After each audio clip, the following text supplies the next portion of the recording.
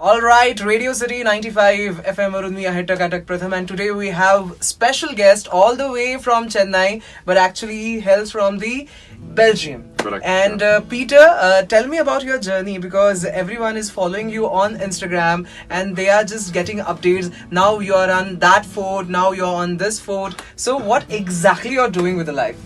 Yeah, so this winter I wanted to do something unique, so I learned about the rich history of Maharashtra and Chhatrapati Shivaji Maharaj. And there are actually close to 400 forts in Maharashtra. So I spent a couple of weeks putting a big map together all the way from Nasik to Satra, Kolhapur, Mumbai, Pune, and put like 200 forts on the map, clearly planned the trail from the base to the fort to the top.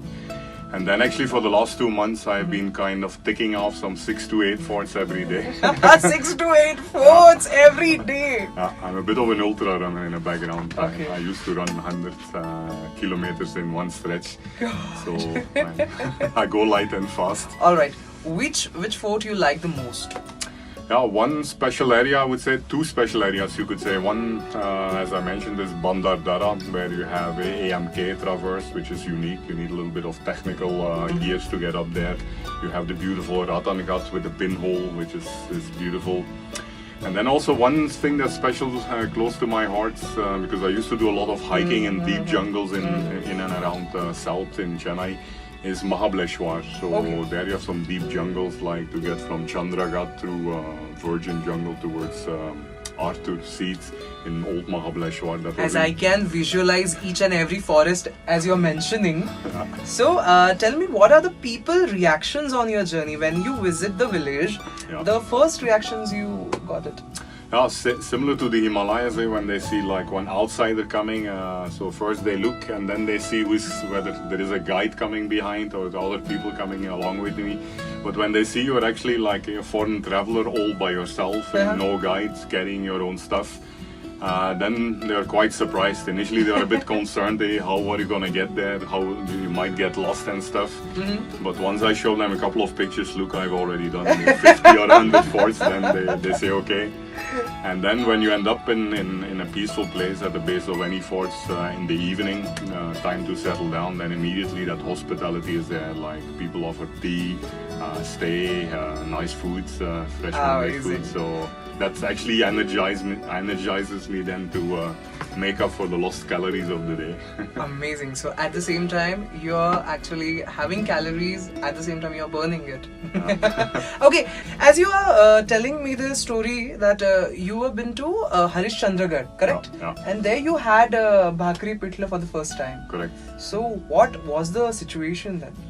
Yeah, so there we ended up somewhere in the evening. That was already the second or the third fort that day. It's quite a steep climb, so we burned quite a lot of calories. And then at one place we tried descending through a lesser known route, but we got stuck, so we had to come back.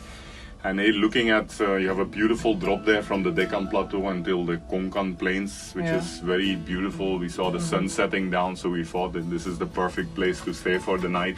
And then a couple of local people are there with little shops preparing those very thick, not the rice bakri, but the thick millets or something bakri.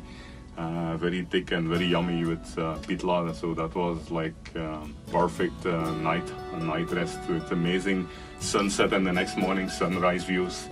So amazing, I can visualize those.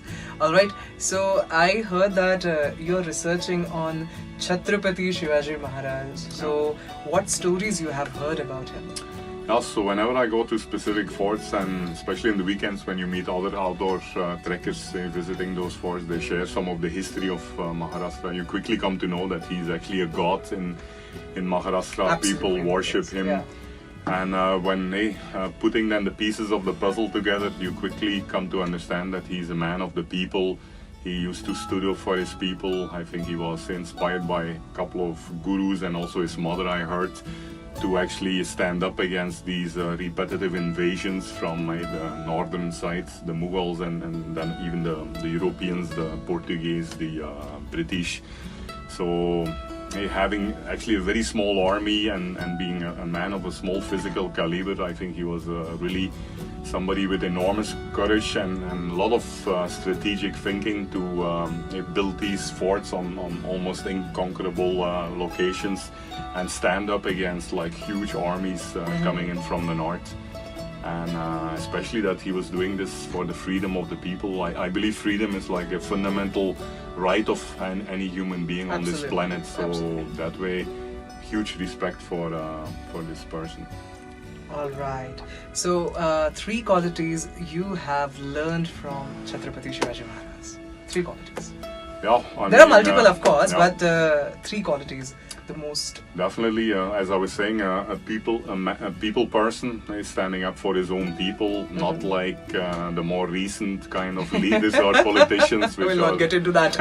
All right. Yeah, and then definitely, I mean, a very strategic person. I mean, the way sometimes I learned about certain battles in some forts where he just had a group of 200 loyal soldiers is standing up against armies of 40,000 people, but those strategic thinking and bravery, not being scared, that would be a second one. And third one, of course, is the fact that he has left behind an enormous heritage. If you look at the Sahyadri, I think it's unique in the whole wide world. The beautiful nature with so many beautiful forts, so much history. But it's amazing when like you go from Chandraghat through deep jungles, you after the monsoon you push away the vegetation and then you see these 4th century old rock cut steps. Yeah. That gives you a special feeling actually.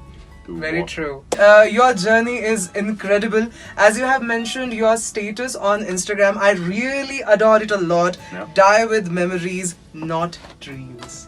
Amazing. That's correct. That basically means that life is short. So we're living in a very beautiful place and you better explore it. I would like to leave that message to the youngsters of the youth of Maharashtra, right? To really step into this history, visit this rich heritage. There are so many forts, enough to fill a lifetime, and learn about the man who actually stood up for today's freedom, actually.